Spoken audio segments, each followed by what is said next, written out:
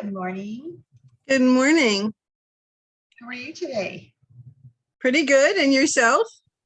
Good. I haven't tried your recipe yet, but people seem to be raving about it. Well, I good. tried it I'm last so glad to night. hear that. Oh, did you make it, Maria? Last night. Uh-huh. And did you like it? Love it. Yeah, I do. Oh, thank you. I'm going to try it. I had a fail for dinner last night, so maybe I'll try it tonight just to make up for last night's dinner. You had a snail? A fail for dinner last night. No, I had a fail last night. So you know how that recipe is, Janet, where you cook the salmon inside The paper, the Oh, parchment. yeah. yeah. You but taught us about that one. and it's normally so easy and so good. And last night it was, so it's all right. I'll survive. Um, And I heard from Lynn, she won't be joining us today. did she say why? She's helping a person get to the doctor today. Okay. Disabilities. Is that your new office there, Janet? I was doing yoga and I didn't realize I'm on the floor with my yoga mat and I didn't realize I'm so hoarse from singing. We went to this, Rosemary and I went to this soul concert last night and I sang every song for 2 hours and now I'm so hoarse. It's so fun though. Yeah, Janet was nice enough to send us videos last night. We questioned whether or not there had been alcohol involved because she sent us Brad Pitt. And it was cute. He was very cute. He was so cute. So he was this really cute young kid, and I was dancing around his father, and I said, "Your son is so cute. Could I go take a picture of him? He looks like Brad Pitt." And so then we had a fun time doing that kind of stuff. But you guys, anybody who's here in Orange County or around here, these concerts, going outside and just being able to dance and sing and be free, it was more the energy of just this wonderful music and being able to dance, and it didn't matter who you were dancing with. It was really good. Yeah. I've been a couple times with you and it's really fun. I mean, everybody just puts their chairs out on the grass and listens to good music. So it is fun. Yeah. I'll keep announcing when they're coming up for anybody who's in the area, and then you can just join if you want to, because there's one on Friday again. Oh, there is. Oh, poor Janet. So with that in mind, Janet's probably not going to lead us in a meditation today. Marilyn, is anything inspiring you? No, but I can ask them. You put it out there and see what pops up. Yeah. There's not, I guess we'll wait and see a few more people check in, but there's not really anything specific today, but maybe we'll poke around and see if there's something that interests all of us or something that's on our mind. Something that, we've got to. Weren't we supposed to get this and start reading it? Oh, I didn't know that. Sorry. So I did. I got it as well. I just didn't start reading it. Okay. I also got it. Yeah. I didn't get that far into it, but I just wanted to make sure. Okay. All right. Okay. So I missed, was that last week we decided to do that? Yes. So what we did last week, Lisa, is that we started with the gratitude, the Marvelous Monday, and we had people just kind of share what they were what they were going through.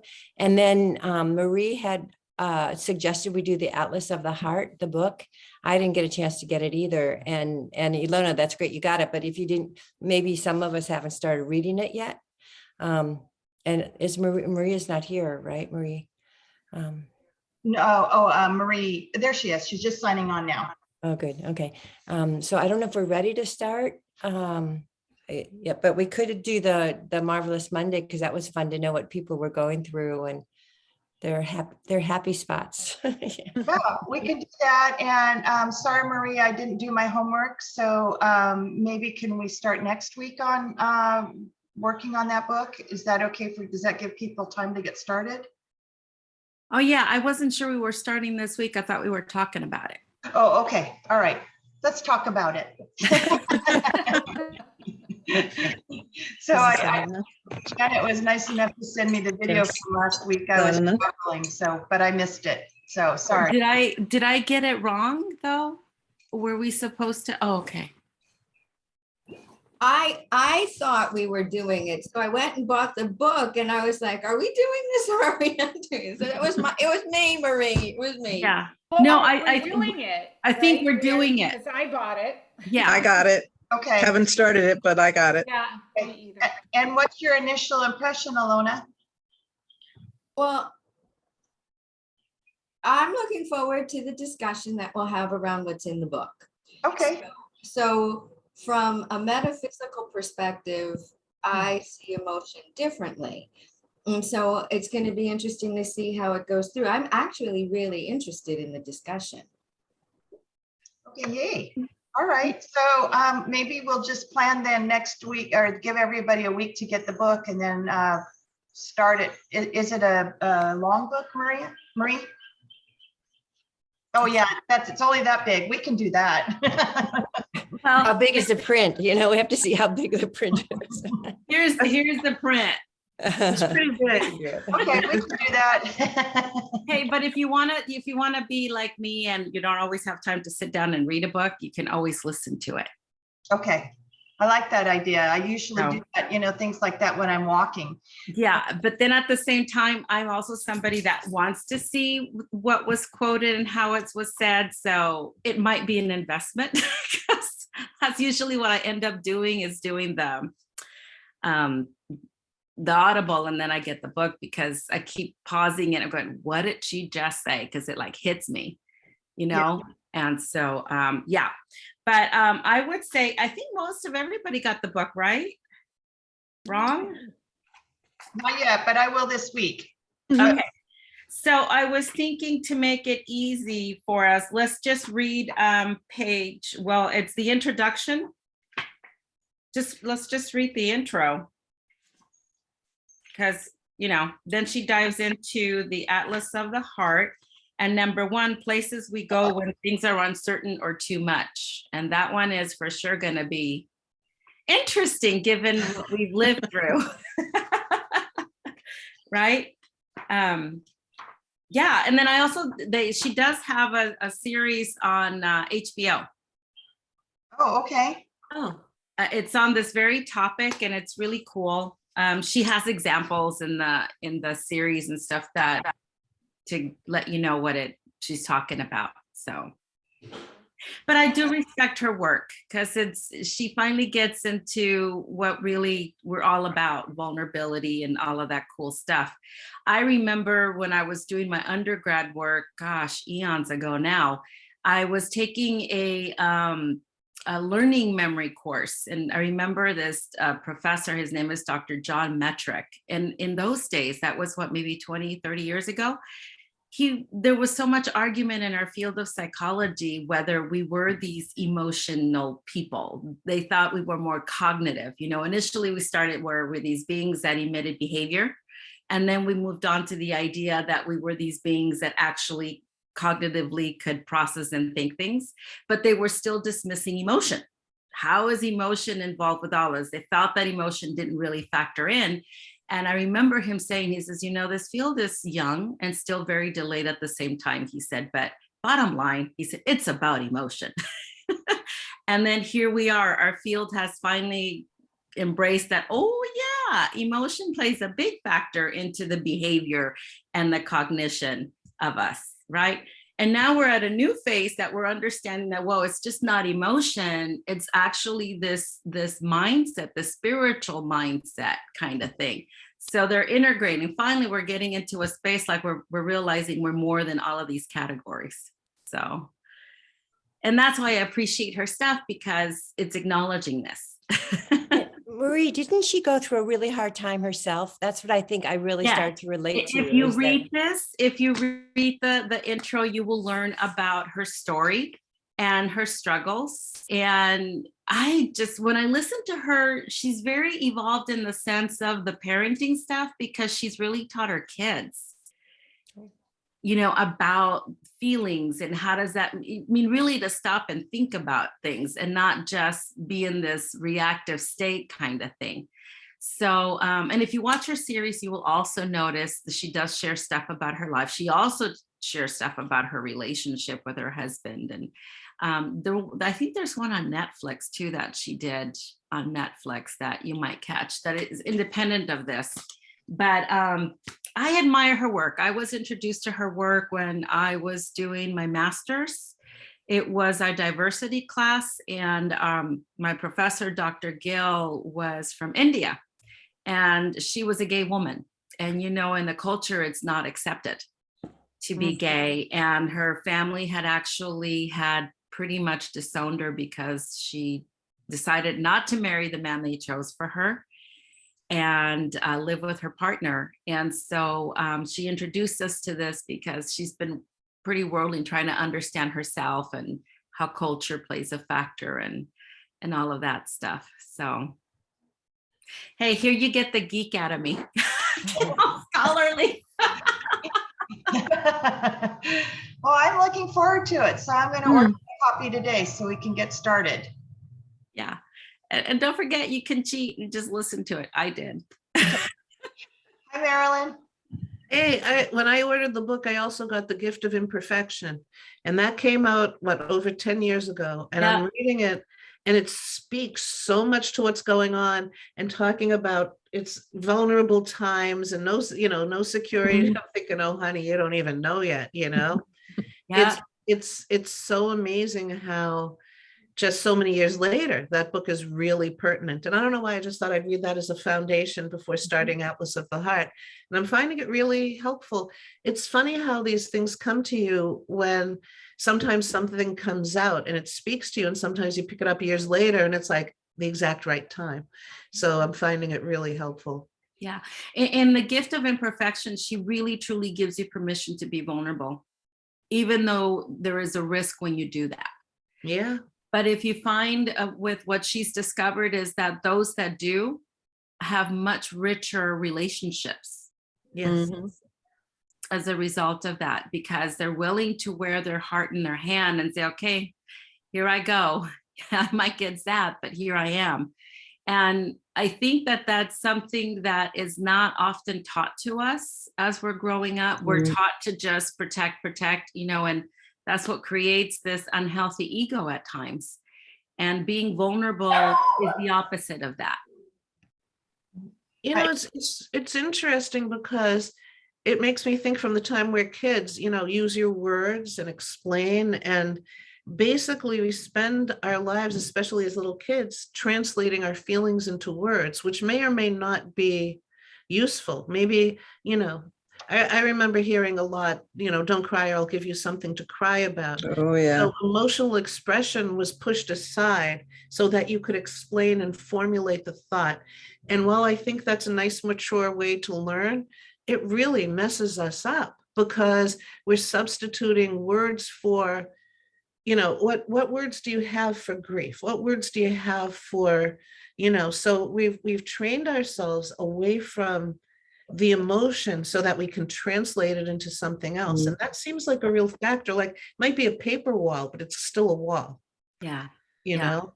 And believe it or not, children, if you were to sit down with the child, maybe now it would be different because I'm seeing that these younger generations are getting better in teaching children how to articulate emotion. But when I was doing my doctoral work, I had to take a few courses on child development, and I took one on child play.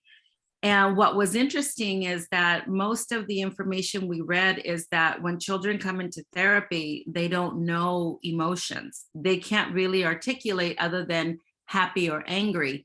And so it's about teaching children what emotions feel like. And the way I was taught through play therapy is you can use colors. Like if they're sad, what color does sad feel like to you? And then where in your body does it feel that way? And so it's interesting how children are really not taught about emotion other than what they've come to understand for themselves. But today I noticed that it is changing. In fact, my daughter, who's expecting her first baby, when I was visiting, she had all these books on emotion. Wow. because for her, she says, I want my baby to know emotions, understand them. And I was surprised. I thought, wow, that didn't even exist when I was raising children, the idea of teaching a child emotions. So I think we're making a little bit of progress. It's interesting. Sita's not here. She's in Mexico, but in the book that she has that's going to come out soon, she has pages of just words that describe emotion. And if you feel something, she recommends, and I've tried it and it really works, go down the list and see what hits you, because then the words can unlock and help you. But it's really like undoing what was done. We've found a word for what we feel, whether we're young or even older. And so we have that package, and it's a step away from the feels. So what she's doing, it's really interesting because it's almost like backtracking back to the basics. Yeah. Let's hook onto this word because it means something to you. Now drop it down. What do you feel? What do you feel? To use the words as the tool to get back in, as opposed to, well, oh, let's pour it out into a word and there's your package over there. And you don't have to feel it so much because we're looking for solutions and to make everything okay. That's what we do. So it's really fascinating how, as people, we've learned so many various ways to undo the damage done. And it's really quite beautiful because we come in for the conflict. I mean, that's why we're here. Otherwise, we'd stay out of body. But when we do that, and when we translate it back, this is channeled, of course, but when we translate it back into emotion, we're coming back to the soul's truth. And it's almost like a boomerang. We're coming back to ourselves in the ease we had as an infant when we cried when we were hungry. So we start to separate that. Oh, I'll give you something to cry about. We learn that our emotion has to be a separate thing, and we have to deliver it, like we said, in words. Coming back, aren't we innovative to come up with all these ways to go back to the source? We really are an amazing, it's interesting because I'm hearing we have to go back to being primitive, and yet it's so sophisticated to do so, how we go about it. It's pretty cool. Yeah, it's interesting that you're saying that, because when I talk to my clients, I always talk to them about our primitive needs, right? Which is Maslow's, hierarchy.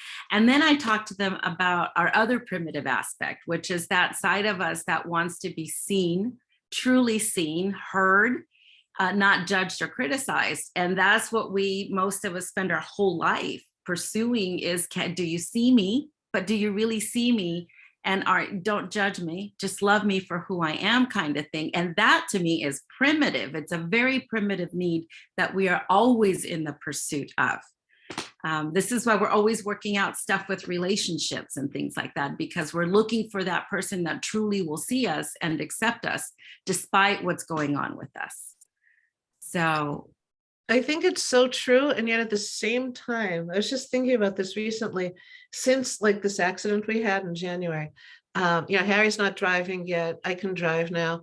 And we're together all the time. I'm never physically alone. I mean, maybe in a room, but it isn't like I can go or do. I mean, there's ongoing stuff, some medical stuff with Harry, and, so we're together all the time.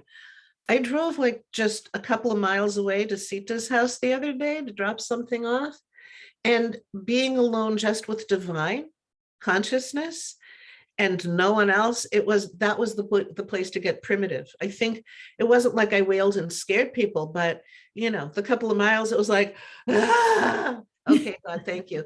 And it's so interesting how we need both. We really need both. That support of the truth that's underneath it, and then just space to be, I didn't know I needed that space to shriek a little bit, but you know what? We do. And not because anything was horrible, but just because, and that's okay too, so it's pretty cool when it's both happening and you realize you need both and find some balance in there. That's what our group is, it's so sweet. Esther Perel has a beautiful she has a beautiful thought on this, and I'm going to mess it up, but I'm going to tell you what it is. She said, from the moment that we're born, we need the connection to survive, right? The connection with our mothers to survive.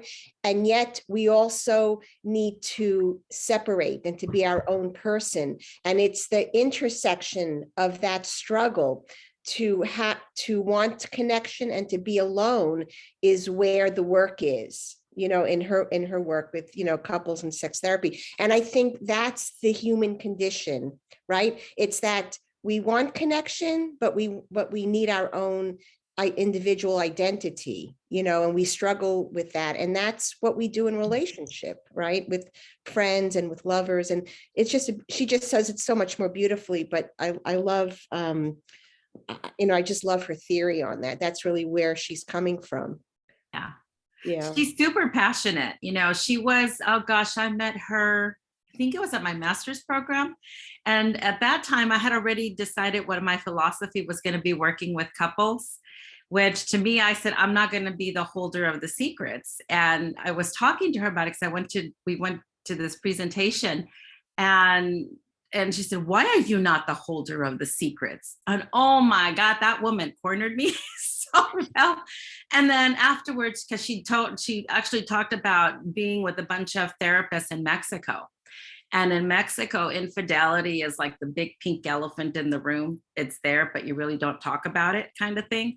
And then she said, you have to be culturally sensitive to these things. And she said, this is why you need to be the holder of the secrets. So she gave me this very eloquent thing. And by the time we were done, I said, fine, I'll be the holder of the secrets. But she was so passionate about that, because she said there's certain secrets that should never be told because it could be detrimental to the other person. Yeah, I found, she's definitely not, she has a very European centric kind of experience, culturally. She's coming from a very different place. And I find it so refreshing. Mhm. And what she's talking about, the secrets, is that, I actually studied with her as well I did a training with her for like 10 days. And one of the things that she said is that, the thing that keeps a couple together, she believes that one of the keeps a couple together is the mystery between them, right? Their secret desires that are never perhaps shared with one another. So that's what keeps the romance alive. That's her premise. Eddie, you're channeling her. I know. So what I wanted to say about the secrets, it's not that she's saying that people shouldn't communicate, but what she's saying, I think, with the secrets, is that there are certain things that don't need to be shared. And yes, sometimes, like with infidelity, sometimes, she always asks the questions, what if you tell someone, that this is going on, what will it do? How helpful will it be? And so I think it's a totally different, you have to be in a different mindset, and you have to be open culturally. Mhm. So that's what I think she means, like by telling. Yeah. I think I side with her. Yeah. Yeah. I sided with her by the time she was done with me. But it's not for everyone. I mean, I think it's not for everyone. No, but what I've discovered is that she's absolutely correct. Because sometimes what people do is really about their struggle and not so much about the person they're with. Mm-hmm. Yeah. And that would just, I see what it would cause as a result of that. Yeah. Yeah. And honestly, personally, like my ex-husband had an affair. And I think that had he stopped the affair, right, and not continued with it, and I never knew about it, I think we would have done a lot better. And I always think to myself, did I need to know about that? You know what I mean? Yes, the marriage needed work, but did I need, like, how much did that help me? I don't think it really helped me a whole lot. So I think about it just from a personal point of view. It's like, I don't think, how helpful is it going to be? So what she's saying, because she feels like in marriage counseling, first of all, she sees the individual people separately, which a lot of marriage counselors will say, no, I'm only going to see the two of you. But what she's saying is, when I see you individually and you tell me something and you'd say, I don't want you to tell you, I don't want this other person to know, she's going to hold that. And it goes for the other person as well. Yeah. And that's something that you have to feel comfortable doing, so it's interesting. Yeah. And it is interesting because you do have to be very comfortable with that. I've developed a lot of comfort, but I do tell my clients, if it comes up in session as a couple, I'm going to act like I never heard it. Like, this is news to me now, because I said I can't keep everything organized for everybody. So that's how I, let them know, and then they'll bring it up, and then we'll talk about it. But I Yeah. definitely approach it like this is the first time my ears are listening to this. Yeah, yeah. Hey, what a whirlwind! We went from Brene to Esther. Hi, Alona. So I think one of the interesting things, if we're going to take that question out further, are what are the secrets we keep from ourselves? Mhm. And if Yeah. we really are honest about those secrets, then relationships get so much better. Mhm. Because Yeah. we're really accountable to our own growth and our own development. And from the soul's perspective, absolutely nothing is hidden. And if you see through the eyes of the soul, nobody gets away with anything. And so it's a very different way to begin to approach. Mhm. Yeah. Ilona. Then I agree with you. When we did the 4 agreements and it said, be impeccable with your word to yourself, it changed my life, because I was holding on to a secret that made me, change where I was, where I'm living, who I'm living with, because I couldn't keep the secret anymore. So yes. Yeah. Yeah. I was listening to Jeffrey Weiner, who is the CEO of LinkedIn, and he's really big on compassion, like really, really big on compassion.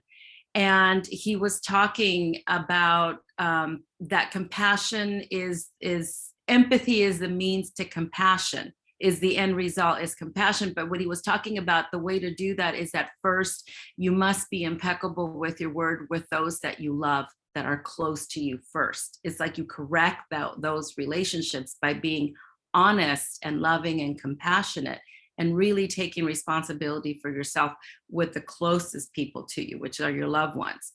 And then once you can do that, then you can go and expand it out to the rest of the world. But he said it should always start with those that are closest to you. So, Which is yourself first. Yes, yes. And that's what he did. He did it with himself first, and then he went on to his wife, and then he went on from there. But he realized that, he said, in his journey, he recognized that journey was not the journey of one, but it was a journey of 2, because his wife consistently was helping him through that whole process. So he gives her a lot of credit. So, yeah, he's an amazing man. I love his work. For being a big CEO in corporate America, wow, is he in touch? Sophia, I saw you nodding your head a second ago. Did you want to say something, or am I just talking out of, am I just trying too hard? I actually didn't have anything specific to say. I didn't at all, but I feel bad. I came in late, and I am wondering how we got on this path. It's really interesting. And I don't feel it's fair to have you recap everything. What did we start with that book? We started with the fact that we're going to start reading that book next week. And so Marie was just talking a little bit about the introduction to the book and explaining to us about vulnerability, and which I remember Janet pounding in my head when I was when she was my therapist. You got to be vulnerable, be vulnerable, be vulnerable. And I'm like, yeah, no, it's not going to happen. But so that's kind of where this impromptu conversation went. We haven't even done Marilyn's protection or anything yet. We just are okay, but I way back, dialing it back a little bit about you were talking about Sita's book and the pages of words. Somebody was referencing that, and Marilyn, Marilyn, maybe, and you said that there are pages of words that you can kind of go through, and when you you'll latch onto the word that expresses the feeling that you have as a way of unlocking maybe emotions that you would normally keep inside. I found that fascinating because it ties to something I'm interested in. So, wow, all sorts of stuff here. Yeah. Um, Yeah. For me, the emotion part and the locked feelings, I don't know if what we're going to do touches on that moving forward, but for me, it ties to physical pain. So that's a topic that I find fascinating. Oh, okay. All right. Sophia, I have to agree completely that trapped emotion creates a sink for a blockage of energetic flow that leads to not just physical pain, but also to real disease. It's a big deal. It's a big deal. Absolutely. It's right now, it's the hottest topic among people who are in the field of many of you are in, like psychiatrists and stuff, the neuroplastic pain, which is another way really of saying the emotions that you just keep and don't really let go and process. They stay in you and they make you ill. So I would say absolutely. I went in for my dental checkup last week. And when I went, I was in the middle of my hot mess, you know, and then I had that chemosis going on in my eye. And the dental hygienist she said, your mouth is like 100% better. It's like, what happened? I said, I was a hot mess when I came in. Because my gums were all inflamed and everything. And she said, wow. She said, but this really shows what, you know, when you're stressed like that, what it does to your body. And she said, your mouth absolutely will definitely reflect that. And she said, did you do something different? I said, no, I continue to brush my teeth and floss every day. The difference is I'm not as stressed.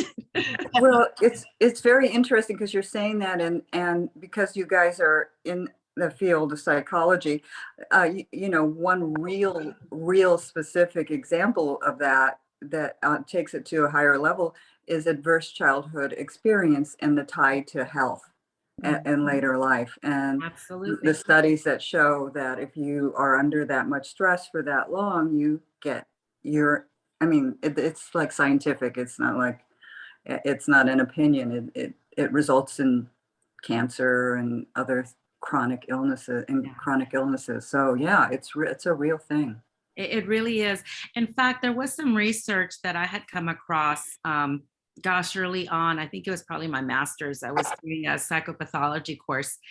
And some of the research we came across with children is that children under 8, if they are in significant stress or trauma, they have a higher rate of experiencing more physical medical issues, but also mental disorders, because they don't have the proper defense mechanisms for them to really verbalize what's going on.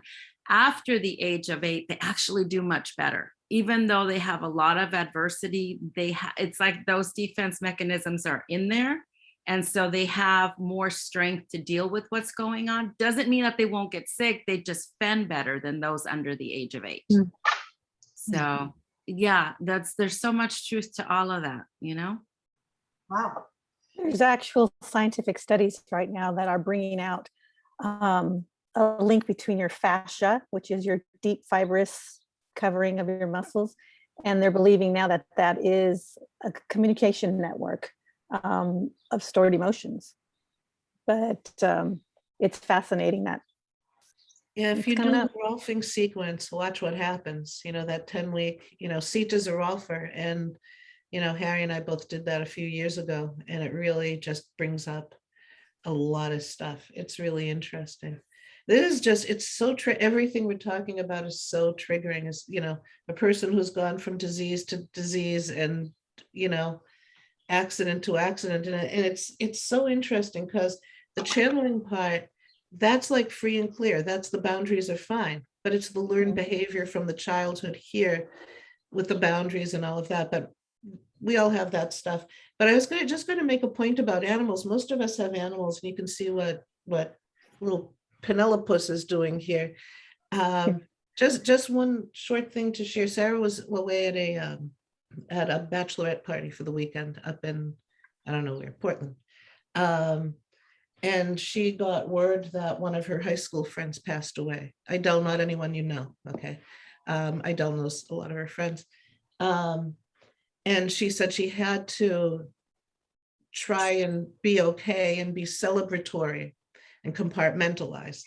And somebody had an emotional therapy dog, and it was a combination of, it was a dachshund poodle, so it was like shaped like a dachshund with curly hair. She said that dog came over, climbed into her lap and stared into her eyes, and she just sat there and cried and cried and cried, which she said is not unusual for her because she cries, she's very emotional at happy stuff. So they're not gonna, they're all her, you know, close friends. And I just found out about it. She came home later, and I almost didn't do this today just to sit with her, but I will later. But I'm just sitting here and look, she keeps putting her little paw in my heart, you know. They're there and they help. I really think it's part of, especially for kids who under 8 years old, the whole thing, all of that stuff. If kids have an animal, I think the worse the family life, or the worse whatever is going on, the more important it is to have an animal, because the animal will be there and collect stuff and mirror stuff and do whatever, especially a kid or a grown-up like me can't do at that moment. You know, it's so, you know what? Oh, I just heard out there, that's because they're not going to words and back. That whole discussion about learning how to put it in words and then come back to it, like untie it, the animals, they're not dealing with words. They remind us that they deal with energy and emotion. And that's it, you know. They know our words, but I think they tie into that primitive place where we have the feels and we don't have to define it. You know, it's interesting. Wow. Just thought. Yes, Look at this, Kitty. yes, Alona. I just wanted to follow up with Maria. So I was trained in connective tissue therapy massage, but when I'm actually doing the massages, I literally hear the cells of the body talk. So the fascia has been speaking to me for forever, and people end up having a full-on therapy session along with the connective tissue massage session. They hear at once, and what's hidden in those particular areas literally gets worked out. Yeah. I think And it's interesting too, if you follow Joe Dispenza's work, because that's literally what he does, is getting you to connect, and then you're working from the cellular level because you're reworking your neural pathways. So we default into our defense mechanisms and our defense behaviors, which aren't necessarily the healthiest for us, but you can consciously choose to react differently, to stop your normal pattern behavior and choose differently. And in doing so over and over and over again, you rework your neural pathways. You work out that energy, you reroute it, you redo yourself, basically.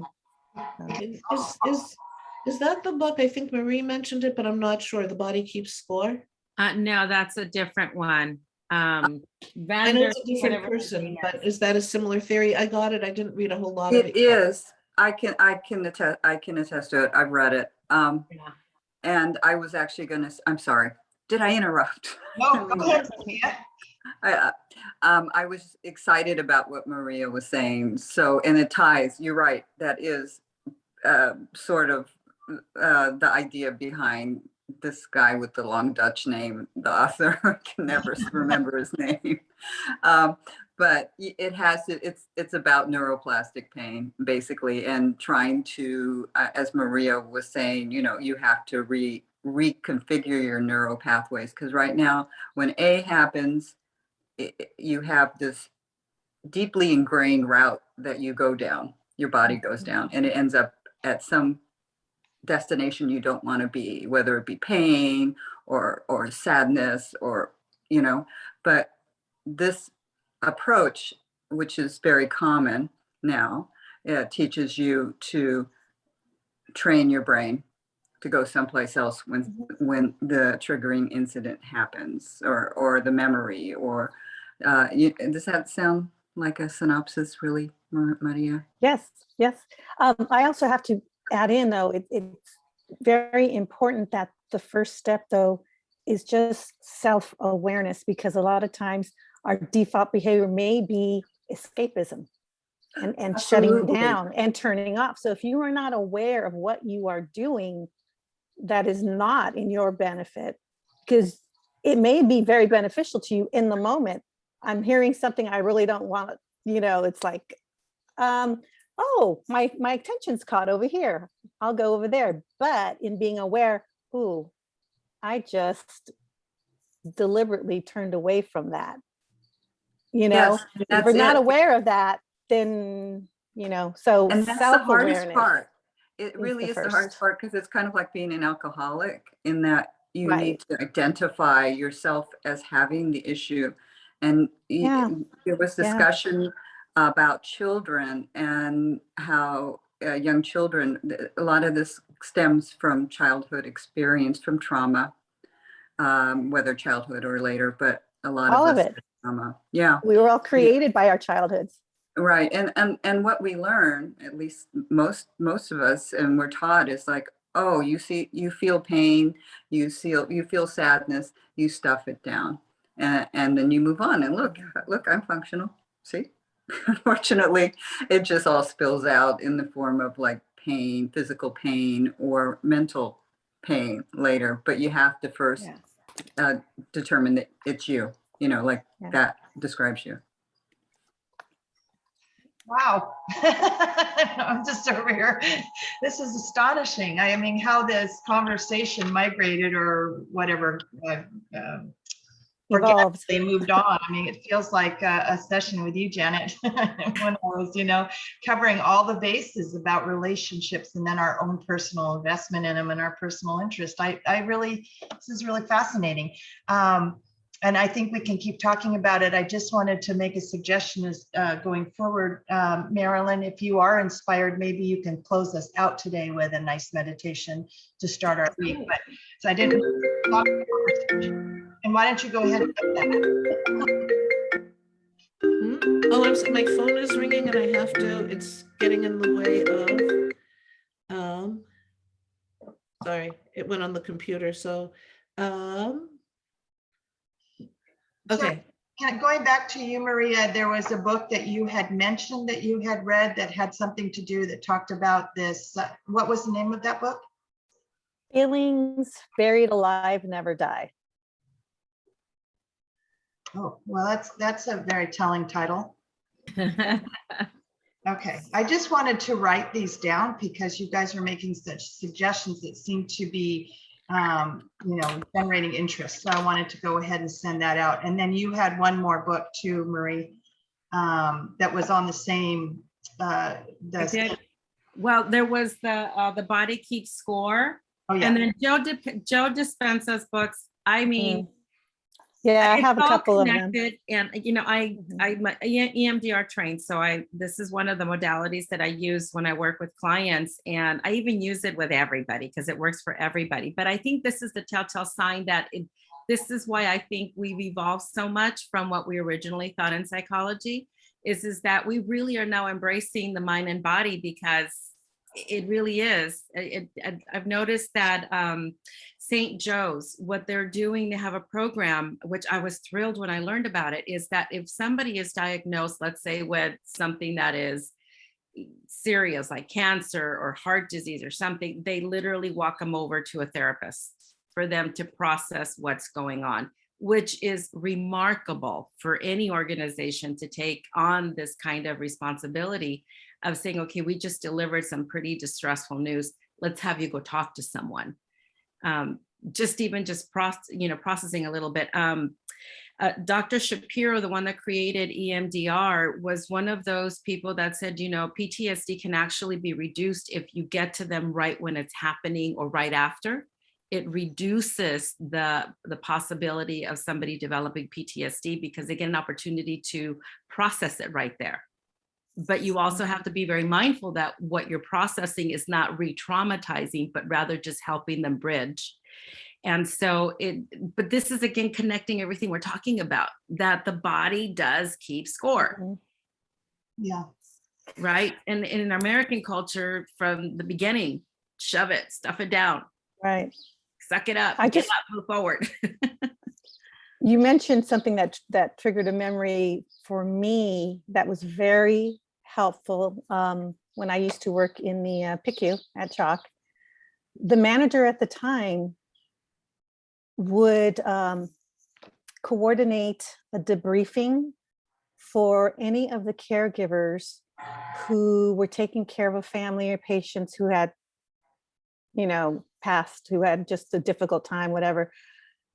But it included anybody, the respiratory therapist, the nurse, the doctors, anybody, the case managers, whoever was involved with that family when the family had moved on out of the unit.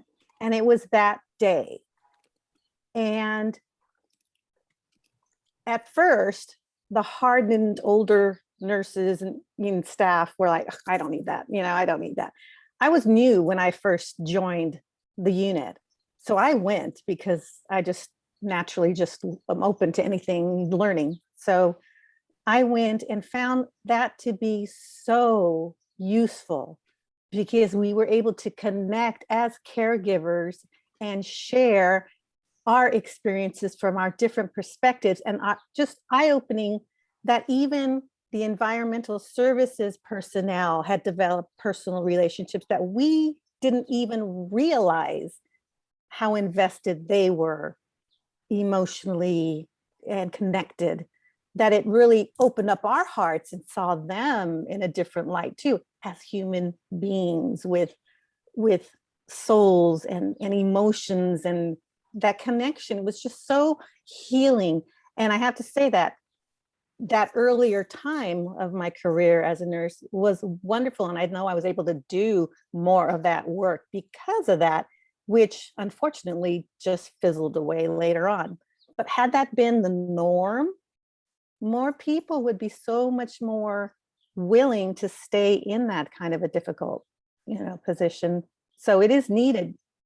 I can just see it being useful in life to just have it as a part of your daily practice as a family, or, things going through difficulties, in schools. And so. Is there something to say for it being fresh, the emotions and the feelings that you're experiencing during that trauma right then and there? They're fresh in your mind, and then down the road, you might remember it different. I mean, that's. And, Yeah, and it's also too, just the environment. It was specifically for that. And people would go in there not expecting, they're okay, I'm here, but I'm not going to say anything. I'm not going to share. I'm not going to do anything. But eventually they did. Yeah. Because that was the energy of the room. It was very caring. It was very healing and nutritive, it was, nurturing. So. I run across this often, and hang on just real quick, Sophia, and I just was questioning it. When you've got two siblings, and there is an experience that you shared in your family, and one remembers it completely different than the other one, and the third person that's involved, say it's a parent, doesn't remember it all that way. And I sit there and you go back and you think, God, did I remember it wrong, or are they just stupid, or no, I don't say that, but I mean, you know what I mean? It's just kind of like, had I talked about it or experienced it or understood it, or at that moment, I'm wondering if my memories would be the same. Does that make sense to anybody? I mean, I saw you. I think I know what you're saying, and I think that's going to some of the work that Elizabeth Loftus has done on false memories. When we have the experience, the talking about it and the processing and reenactment in our mind, actually you begin to distort it because of our beautiful ego that works with our mind. So it isn't exactly the way it initially happened. You start getting a little bit more distortions, and in fact, the more you tell the story, the more it begins to shift in what it was originally perceived or experienced. But that goes to, there's a whole area of research just for that on false memories. Yeah. I also too believe though that siblings can experience the exact same thing, but because of who they are and their personal issues, spiritually, physically, whatever, are going to experience it differently. Oh, absolutely. I've got 3 other siblings. We've all, we were in the same room and they will each one of them say things differently. Wow. And in fact, my brother and my younger sister would always turn everything around and blame our parents. And my middle sister and I, we'd be like, no, we're adults now. It's our fault because we do this. It's so true. Alona, did you want to say something, or I'm sorry, Alona or Sophia? Alona? I think that the bigger thing here is an experience cannot be quantified and it cannot be invalidated. It is what it is, and it has to be respected for what it is and how different it is for the people who are in the same circumstance. And that's the basis of the unconditional love that Marie was talking about.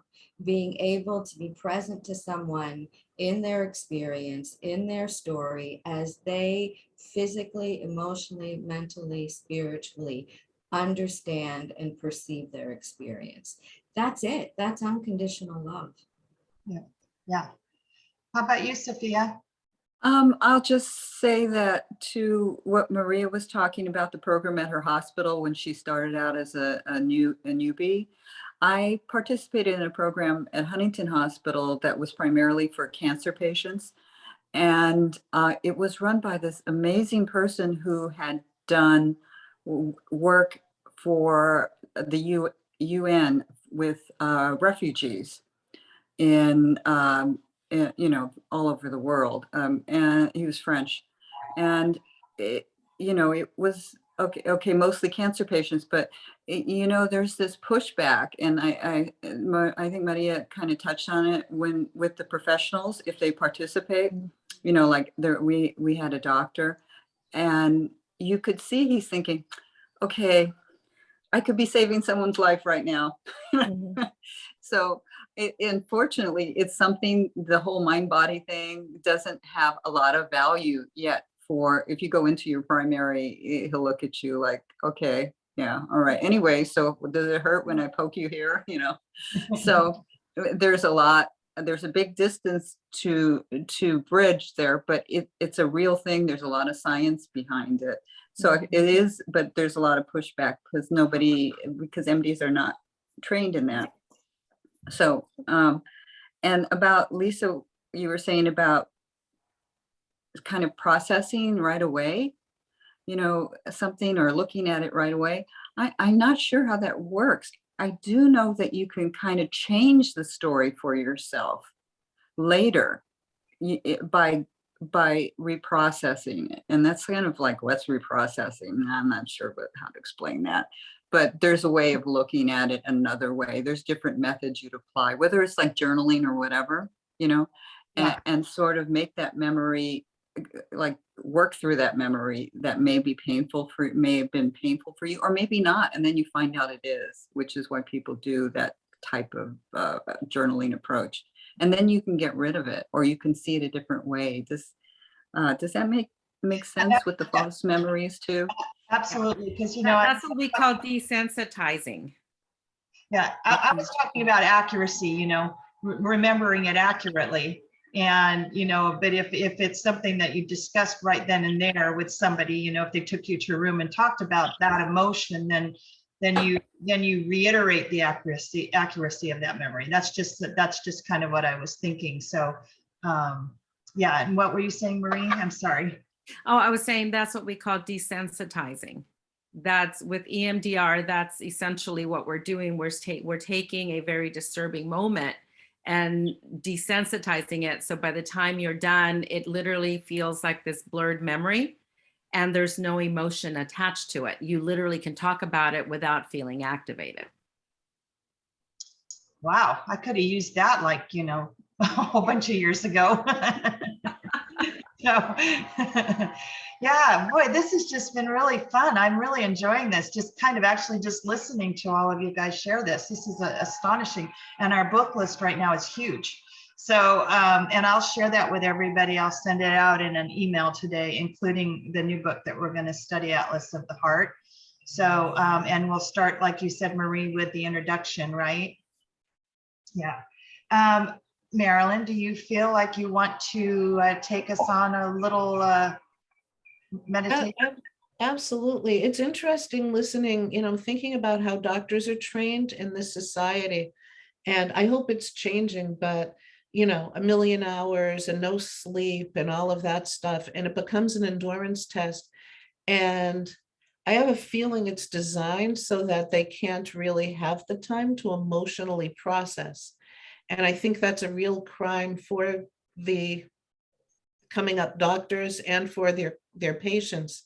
Because if they can't get in touch with their own stuff because they're spending years stuffing it, and drug and alcohol use is so high among doctors, and it's hard work, but part of the training, talking about desensitizing, to just desensitize to their own needs.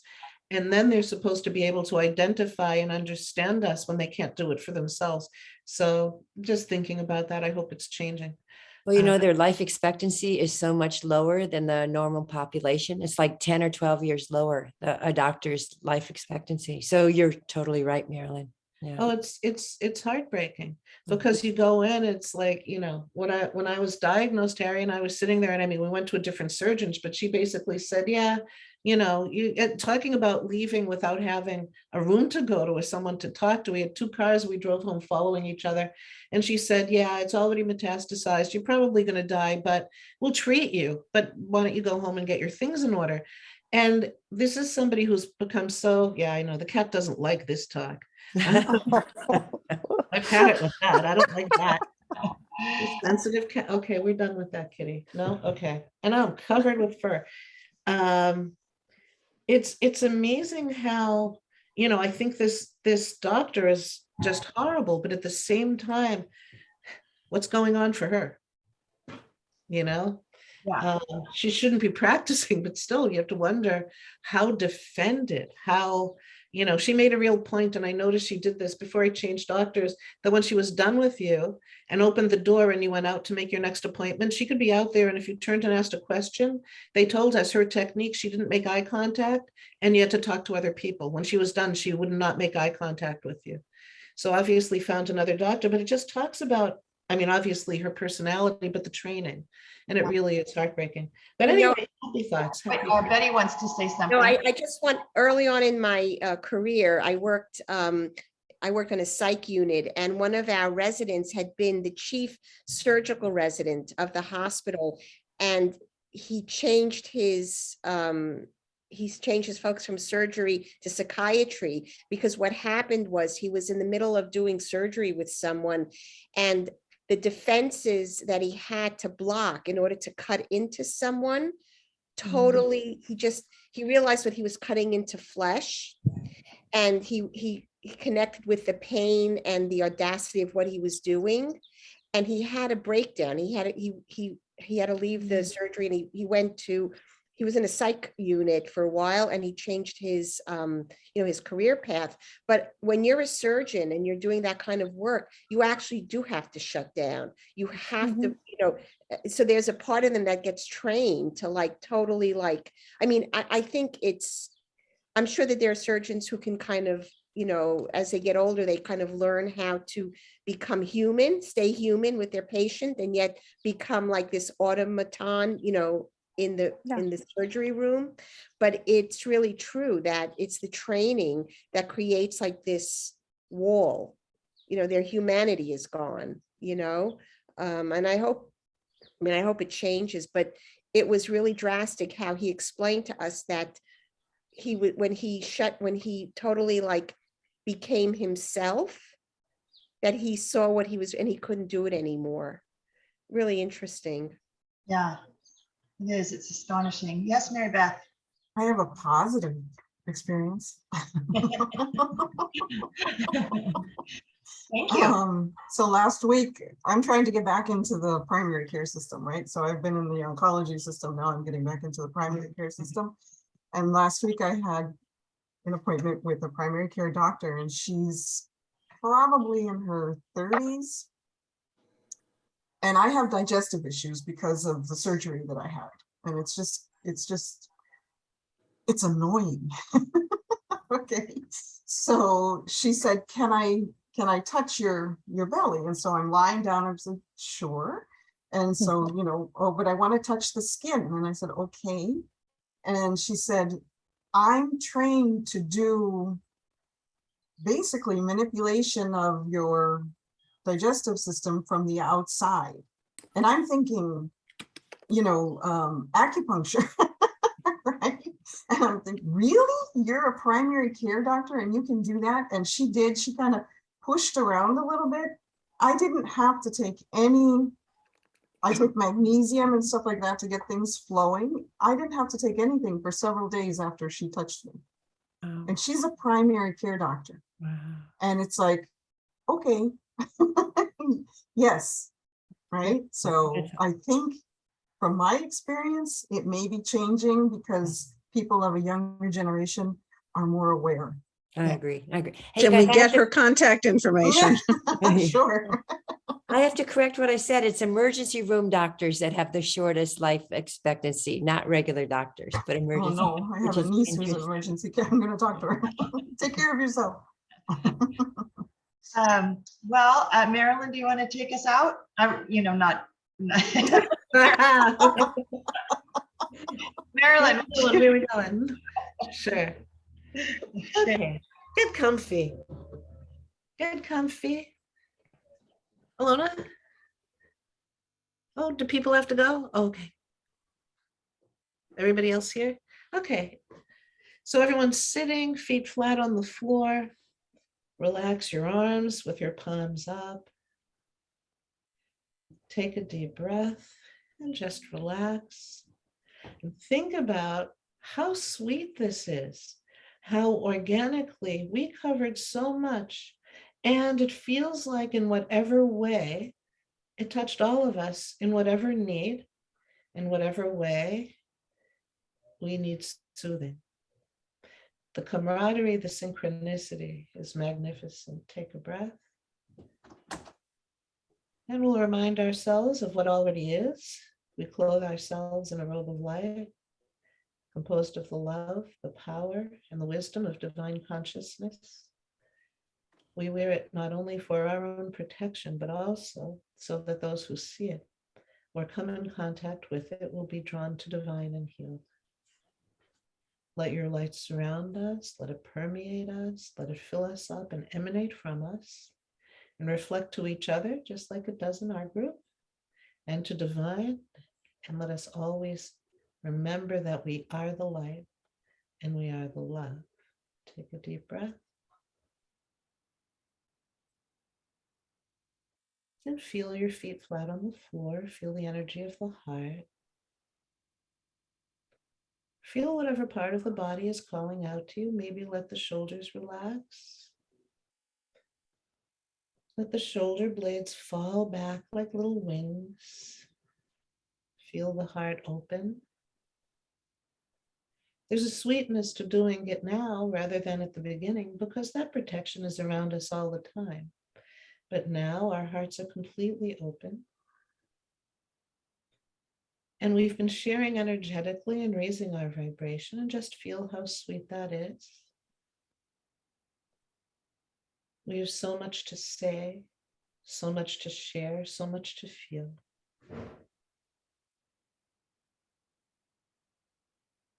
And just relax and breathe. And understand that the body is the vehicle, a beautiful overcoat, delightful and fun. The soul is in charge. And the soul knows how to balance the gut. And the soul knows how much the heart is feeling and is aligned with the heart. And the soul watches the mind as it spins and turns and does its best to protect us, does its best to categorize and align so that we can best understand, especially when we're in pain. The mind is our friend too. And as we drop back into the heart, we can feel it expanding and we can feel the energy just going from the heart through our whole body in whatever pacing feels right for you, and you feel it in the palms of your hands and in the soles of your feet, grounding you. And then you notice the beam of light from your head going straight up, that's always there, connecting us to Source. We're always connected. And feel the heart expanding and balancing the mind and soothing the gut instinct so that we're ready to move forward in peace, in harmony, in sweetness, and very importantly, in kindness to ourselves as well as those around us. That kindness is important. Notice the energy in your hands. You hold in your hands how you treat yourself. If there are tears, you can let them release at a time of your choosing. If you need sleep, you can rest at the time of your choosing. Just an idea for the heart to pay attention to the needs when our brain, our mind just feels a little tired and overwhelmed. And then, of course, when that happens, there's a little contraction in the gut.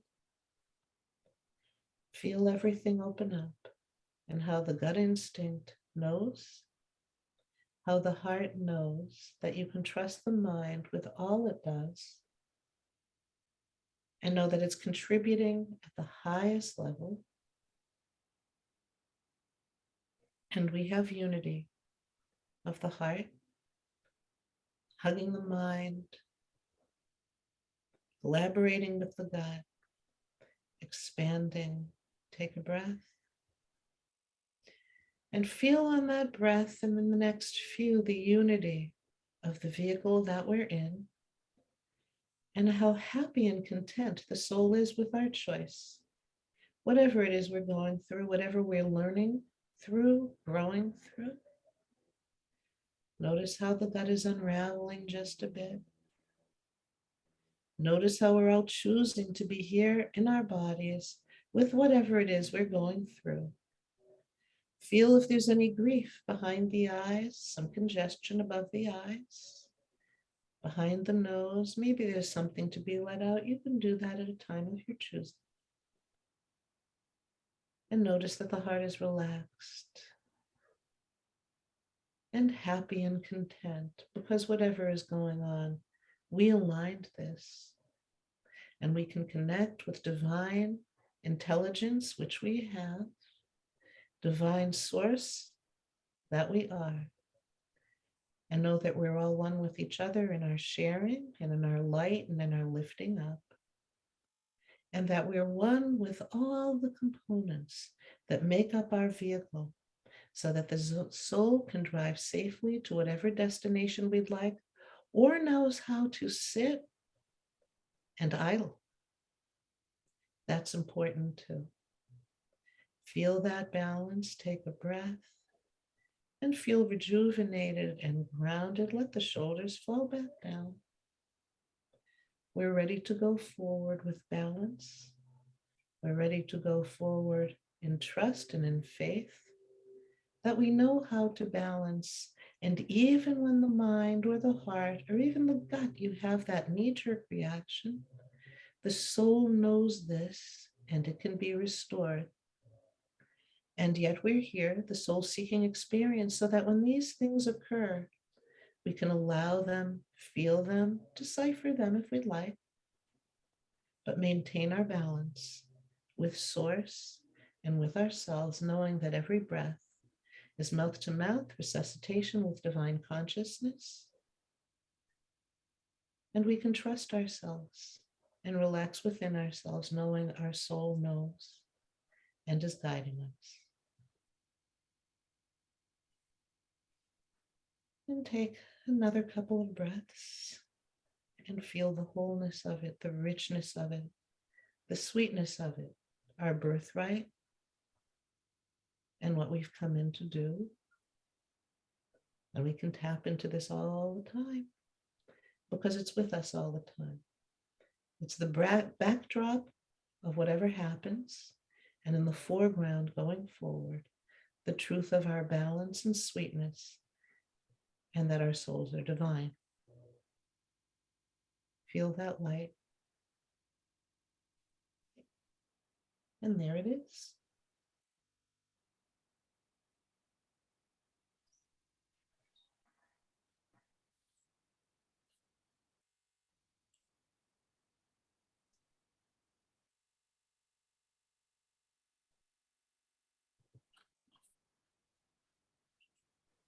I just want to let people know that the 5 planets in our solar system are in alignment in the night sky.